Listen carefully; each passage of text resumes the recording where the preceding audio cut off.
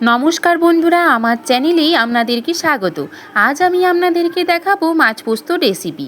আমি এখানে 4 পিস কাতলা মাছ নিয়েছি। ভালো করে পরিষ্কার করে ধুয়ে নুন এবং হলুদ মাখিয়ে 10 মিনিট রেখে দিয়েছিলাম। কড়াইতে পরিমাণ মতো সর্ষের তেল গরম করে নিয়ে মাছগুলিকে আমি উল্টে পাল্টে 8 থেকে 10 মিনিট ধরে ভালোভাবে ভেজে নেব। এই মাছগুলি ভাজার মাঝখানে আমি মিক্সিং জারে 6 থেকে 8 চামচ পোস্ত দিয়ে একটা মিহি পেস্ট বানিয়ে নিয়েছি। মাছগুলি ভাজা হলে আমি একটি পাত্রে তা তুলে রাখব। কড়াইতে যে পরিমাণ মতো তেল ছিল তার সাথে আরও কিছুটা তেল যোগ করব। তেল যোগ করার পরে আমি একটা মিডিয়াম সাইজের পেঁয়াজ মিহি করে কুচিয়ে রেখেছিলাম, সেটাকে আমি ভালোভাবে ভেজে নেব। পেঁয়াজটা কিছুক্ষণ ভাজা হয়ে যাওয়ার পরে অর্ধেক টমেটো কুচিয়ে রেখেছিলাম, সেই টমেটোটাকে দিয়ে পেঁয়াজ এবং টমেটো 5 থেকে 7 মিনিট ধরে ভালোভাবে ভেজে নেব। এখন আমি পেঁয়াজ এবং টমেটো ভাজা হয়ে গেলে পোস্তর যে মিহি পেস্ট বানিয়ে রেখেছিলাম সেটা দিয়ে দেব। 2 মিনিট তেলের উপরে নাড়াচাড়া করার পরে আমি 1 কাপ জল দিয়ে দেব। পোস্তর গ্রেভি ফুটে উঠলে মাছগুলিকে আমি দিয়ে দেব।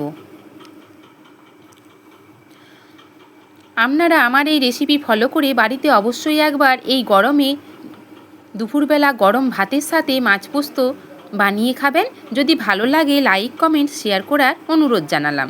নিত্য নতুন রেসিপি পেতে আমার চ্যানেলটি সাবস্ক্রাইব করবেন। আমার গ্রেভি ফুটে এসেছে, এখন আমি মাছগুলি দিয়ে দেব। ভেজে রাখা মাছগুলি দিয়ে দেওয়ার পরে আমি 5 থেকে 7 মিনিট ধরে ভালোভাবে ফুটিয়ে নেব। মাছগুলি 5 থেকে 7 মিনিট পোস্তর মধ্যে ফুটে ওঠার পরে আমি পরিমাণ মতো লঙ্কা গুঁড়ো দিয়ে দেব। লঙ্কা গুঁড়ো দিয়ে দেওয়ার পরে আমি 2 মিনিট আরও ফুটিয়ে নেব। আপনারা কাঁচা লঙ্কাও ব্যবহার করতে পারেন।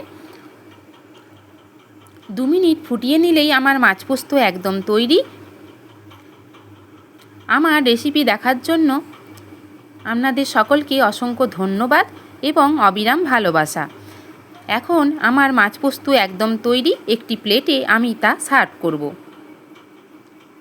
আমার রেসিপি দেখার জন্য আপনাদেরকে নমস্কার। সকলে ভালো থাকবেন, সুস্থ থাকবেন।